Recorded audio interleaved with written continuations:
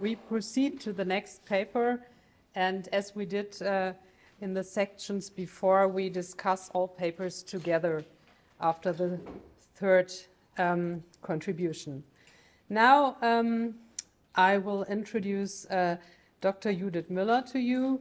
She is a research associate at the Goethe University in Frankfurt am Main and the coordinator of the Buber-Rosenzweig Institute.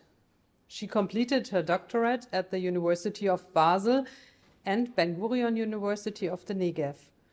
From 2018 to 2022, she worked as a research and teaching associate for Jewish literature at the Center for Jewish Studies in Basel. In this year, in 2024, she was Willy Bretscher Fellow at the ZB Lab in Zurich. Currently, Judith Müller is finalizing a book project on European Hebrew literature before and after the First World War. The title of her presentation is Das Hebräische wieder zur Muttersprache geworden. Women Activists as Agents of Hebrew Literature in Nazi Germany. So, the floor is yours.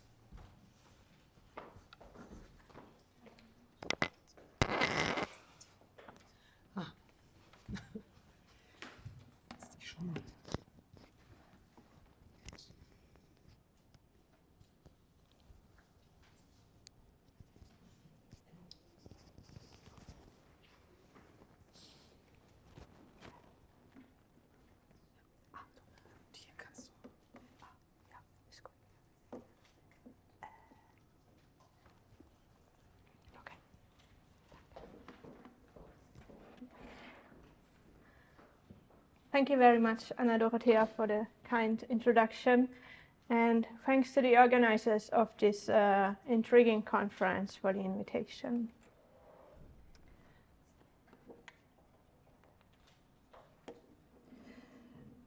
On October 10, 1934, the Journal of the Jüdische Frauenbund, Blätter des Jüdischen Frauenbundes für Frauenarbeit und Frauenbewegung, published a piece by Margarete Tonowski-Pinner, thank you for introducing her, Natalie, an activist and social worker who by then had emigrated to Palestine. Tonowski-Pinner discusses the children's songs by the acclaimed national poet Chaim Nachman Bialik. The article ends with 4 poems in German translation by Tonowski-Pinner herself. By introducing Bialik's poetry to the author claims, I quote, Da gab Bialik ihnen das hebräische Lied, machte die Sprache gefügig in Klang, Rhythmus und Reim. Then Bialik gave them the Hebrew song, brought the language to hear in sound, rhythm and rhyme. Margarete Tonowski-Pinner was born in 1894. Her father was a board member of the Jewish community in Poznan and encouraged his daughter, like his sons, to continue her academic path towards a doctorate after completing her studies. During this time, the whole family moved to Berlin, where Margarete soon became active in the Jüdische Volksheim and undertook tasks in the Jüdische Arbeitsamt from 1919 onwards. The publication, cited at the beginning, is not an isolated case. In line with the focus of her studies, she published primarily on social science issues in the Jüdische Rundschau, the Yediot Chadashot, the Forum, the Mitteilungsblatt des Irgunolei Merkaz Europa, and the Wieso-Schriften.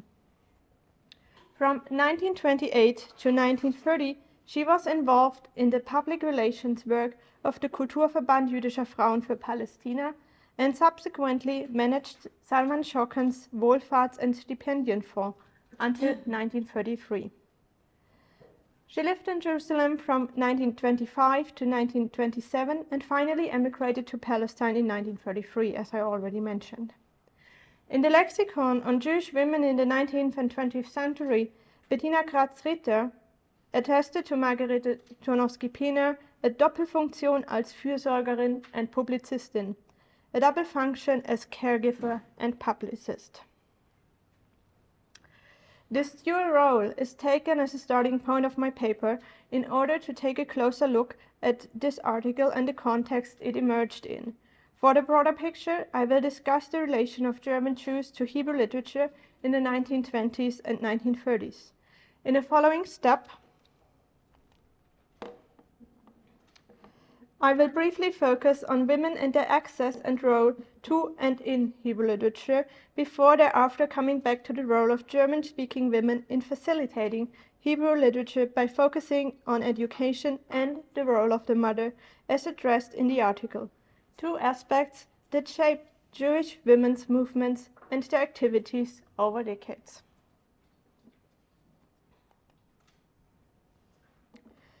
Hebrew was always present, even if only marginally, either in a research context or in religious and educational texts. This fact does, however, not contest that the majority of German Jews have been estranged from the Hebrew language through the process of assimilation. In other words, to be fully accepted as German citizens, many immersed themselves in the German language, literature, and culture, and distanced themselves from the language often connected to the religious tradition of their ancestors. When modern Hebrew literature emerged in Europe at the end of the 19th and the early 20th century and was produced by writers such as Micha Josef Berdichevsky, Shaya Gnon, and Leo Goldberg, for example, also in Germany, questions of linguistic culture and the interrelations do not simply disappear by retrieving into Hebrew. Rather, as Robert Alter has made clear, when searching for the aesthetic aspects in modern Hebrew texts, one finds them mostly through reconnecting them to the century-long Hebrew text culture, but at the same time, these texts often contain reflections on the struggles of modern Jews in Europe, a parallel to modern Jewish literatures written in other European languages, such as, for example, German. In my current research project, I focus on the reading culture of German Jews in the 1920s and 1930s, and I'm in particular interested in how they approached modern Hebrew literature. With the Nazi regime's rise to power in 1933, the situation of Jews in Germany changed drastically. The systematic exclusion from German society also affected culture and literature. The book's burning of 1933 and the successive expulsion from the publishing infrastructure were visible events, but participation in cultural life through, for example, reading newspapers and magazines also became impossible for many Jewish readers due to the increasingly anti-Semitic statements also in the feuilleton. The result was a withdrawal from German literature and a reconnection. Excluded from the German literature, questions about an authentic Jewish literature and culture became increasingly important. Against this backdrop, the project inquires whether striking changes in the reading behavior among German-speaking Jews can be observed in the period after 1933 with regard to modern Hebrew literature. However, the importance of the Hebrew language for an authentic Judaism was already being debated among Jewish intellectuals in Germany in the 1920s. Gershom Scholem and Martin Buber led this debate, while Hebrew writers also recognized how Jews in Germany had immensely contributed to the culture of the Weimar Republic. One particular space of encounter was the café, including the Romanisches Café and the Café Monopol, where Hebrew writers had a regulars table. However, it cannot be ignored that a well-connected group of migrant writers faced German Jews who had internalized the culture of their home country. Consequently, the Hebrew writers' lack of roots also led to them leaving the country more quickly. As a consequence, personal encounters were no longer possible at the very moment when German Jews were excluded from the culture and literature of their country and were forced to reorient themselves. The shift in 1933 with regard to German Jewish readers has already been discussed in research with particular references to German language literature and a focus on Jewish topics. As Kerstin Schor has argued, the political changes led to a, quote, Neubegründung einer Gemeinschaft, a refounding of a community within a previously heterogeneous group. At the same time, Jewish text culture was already relevant to a specific readership before 1933, especially when the Hebrew tradition is included. Salman Shokran was promoting research and publications on Hebrew language and culture in the 1920s, but after the National Socialists rose to power, his almanac, in which he also published Hebrew texts in German translation, turned into a medium of resistance.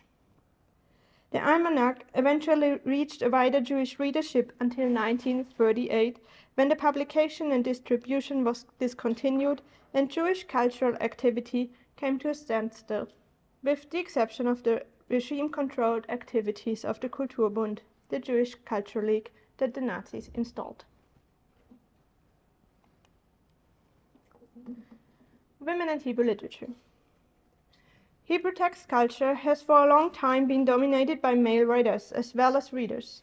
From rabbinic literature through the poetry of the Middle Ages to the Maskilic texts and the early days of the emerging modern Hebrew literature, Hebrew texts were written mostly by men for men. Exceptions might be letters to rabbis concerning women's topics, for example. Access to Hebrew texts was granted through the traditional education system of the cheder and the yeshiva, a realm that women had almost no access to. To a certain extent, this factor had an impact on modern Hebrew literature at a time when many of the male writers already became rather secular. However, it is crucial to understand that at the end of the 19th and the early 20th century, more and more women had indeed access to the Hebrew language. Alison Schechter demonstrates that women writers, I quote, shaped new social, cultural, and literary experiments to reimagine the basis of Jewish culture beyond the traditionally male, homosocial world of Jewish letters. End of quote. Schechter thereby, quote again, destabilizes the idea that Jewish literary modernity was a conversation among men about women, with a few women writers listening in while hiding behind the curtain. End of quote. Emerging female Hebrew writers had access to the language and its text culture mainly through either a religiously trained father who taught his sons and saw no reason why his daughters should not learn Hebrew. This was the case for Dvorah Baron, or through a Hebrew school system that was slowly opened to girls. This is how Leo Baeck entered the world of Hebrew letters. By then, Jewish education in Germany was already held mostly in German. Thereby, the women I focus on today were provided with access to the language often much later. Exceptions may apply. Especially the different women's organizations offered Hebrew lessons and thus access to what was often perceived as the authentic Jewish world of letters and a reborn culture. Women have been in the Jewish and non-Jewish literary sphere on the sidelines for decades. Sigrid Weigel, for example, argues with regard to the salon culture established by Rachel van Hagen, among others, that these ladies acted rather as facilitators and were barely playing a role as authors in these circles. Weigel continues to argue that the literary imagination of the Jewess did not leave room for real-life Jewish women in literature, a situation that changed in the 20th century, but was often strongly connected to merging into the hegemonic culture. Turning to Hebrew is, however, the opposite of merging into the hegemony. It is strongly connected to a search for a new or renewed Jewish identity, be it via Zionism or other national movements. Moreover, as will become clear in the following, even though taking on an active part within the different movements, women, at least when it came to Hebrew literature, acted, once again, mostly as facilitators, a role that is strongly influenced by the tasks they were entrusted with in general. An article from the Hamburger Jüdische Nachrichten published in 1914 illustrated how female attributes were taken as particularly fit for women and their sensitivity towards the soul and its longing. I quote: Wer könnte besser unsere jüdische Poesie, überhaupt alle die Erzeugnisse unserer jungen jüdischen Kultur begreifen und bewerten als die Frau, mit ihrem intuitiven Erfassen aller Spannungen der Seele und nun gar erst die zionistische Frau mit ihrem tiefen Verständnis für die Sehnsucht der jüdischen Volksseele. Fragezeichen. Who could better understand and evaluate our Jewish poetry and indeed all the products of our young Jewish culture than women, with their intuitive grasp of all the tensions of the soul, and as the Zionist woman, with her deep understanding of the longing of the Jewish people's soul? Question mark. This quote demonstrates that while typically female characteristics were attributed in a positive way to women and supported the claim that they should take on a more active role in the community, women were at the same time often reduced to the role of caregivers. As we heard yesterday and today, research has established that a discourse took place already at the beginning of the 20th century and beyond, the Jüdische Frauenbund, also in Jewish communities, on the active role of women. While activity for the community became increasingly important and took on a completely new dimension in female-led organizations like the Jüdische Frauenbund, the most important principle was still to take care of the next generation, be it through educating oneself to transmit the knowledge to one's own children, or to facilitate care, social stability, and education beyond one's home for the broader Jewish community in Germany and beyond. This very particular role was attributed to women also with regard to Hebrew literature, as the following book review published in the Jüdische Rundschau in September 1933 shows. The book, written by a male author, focuses on Jewish women in the book publishing business throughout the centuries, a history that also reaches the then contemporary Shoshana Persitz, who established the publishing house Omanut. While Persitz resided, like Shmuel Yosef Agnon and Chaim Nachman Bialik, partly in Bad Homburg, today an about 15 minutes train ride from Frankfurt, she often remained on the sidelines of their literati circle and, as a publisher and producer of books, mostly facilitated the infrastructure for the male writers to publish. Nevertheless, the reviewer, who might be identified as Bertha Bad Strauss, rightly claims that Haberman's book, published in Hebrew,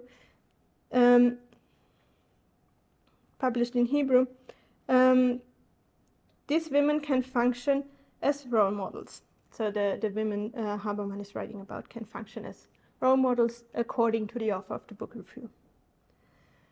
The review, moreover, shows that its author was confident that more and more women were able to read the book, and if not, transmit its message of empowerment through the short summary provided.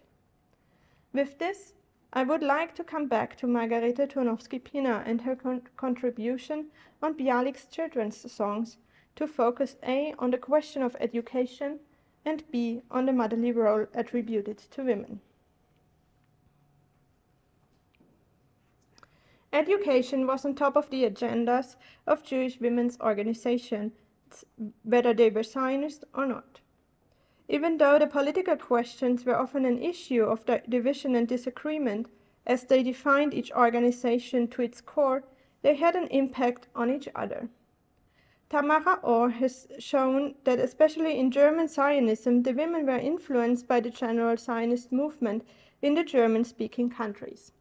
Consequently, Hebrew was not necessarily seen as the new national language, but, as Orr continues to demonstrate, the Jüdische Nationale Frauenbewegung offered nevertheless Hebrew courses from 1903 onwards. For many female Jewish activists in Germany, this was their entry point to the Hebrew language. While I was up until now unable to clarify whether where exactly Margarete Turnowski-Piener learned her Hebrew. If anybody knows, I'm happy to hear. We have already learned about her active role in Jewish social work and her publications in the field. Turnowski-Piener published also in the Jüdische Rundschau, but her piece on Bialik's children's songs, as well as her translation of 4 poems, appeared interestingly in the Blätter des Jüdischen Frauenbundes. At the time of the publication of her piece in October 1933, she had left Germany, and it can therefore also serve as an example of the continued exchange beyond cities and countries that the Blätter provided after 1933, as we already learned yesterday. Moreover, we can see her article as an attempt to further educate Jewish women remaining in Germany about Hebrew literature and the quest for a reconnection with Judaism's authentic language. The reconnection in this context is made through the children. Turnowski-Piener argues that Bialik's poems are not written for children,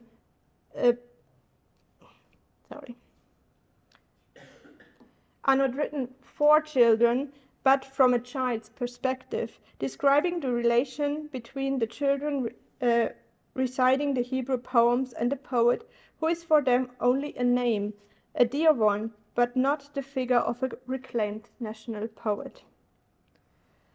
Turnowski-Piener emphasizes the universal approach that these poems could be for all children. But, I quote, ein Lied ist angebunden an seine Sprache und darum an einen Raum. Bialik schrieb Hebräisch, so schrieb er für die Kinder Palästinas und den kleinen Kreis der hebräisch sprechenden jüdischen Kinder der übrigen Welt. A song is tied to its language.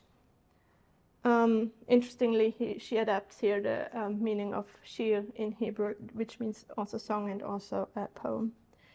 A song is tied to its language and therefore to a space. Bialik wrote in Hebrew, so he wrote for the children of Palestine and a small circle of Hebrew-speaking Jewish children in the rest of the world. Turnowski-Piener addressed with her article the mothers of these children, or at least of the potential Hebrew-speaking Jewish children in the rest of the world, in Nazi Germany, where they lived under an increasing threat of persecution. Her text can therefore also be understood as a call not only to teach these children Hebrew, but to let them join the other Hebrew-speaking children and become children of Palestine, in order for them to have a childhood as it is echoed in Bialik's poems. With her article on Bialik's children's poems and the translations, Margarete Turnowski-Piener took on the role of both publicist and activist within the Jüdische Frauenbund, but also catered to the role of the mother and its cruciality within Jewish women's self-fulfillment through raising their children, as it was promoted by the Frauenbund. Through the translation, Turnowski-Piener empowered Jewish women remaining with their family in Nazi Germany to familiarize their children with Bialik without even knowing the language themselves.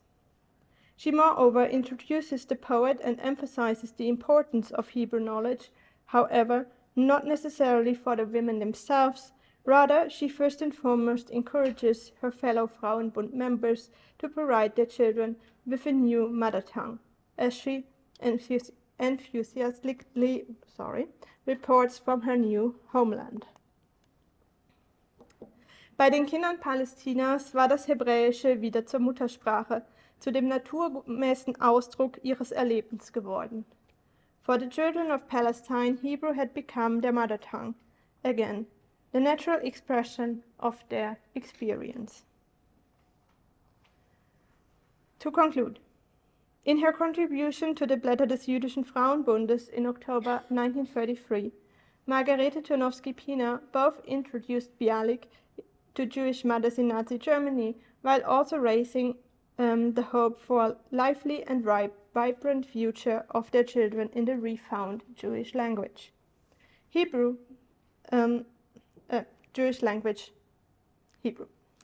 Bialik was not an unfamiliar topic to readers of the German Jewish press. However, Oftentimes, the authors, for example in the Jüdische Rundschau, were male.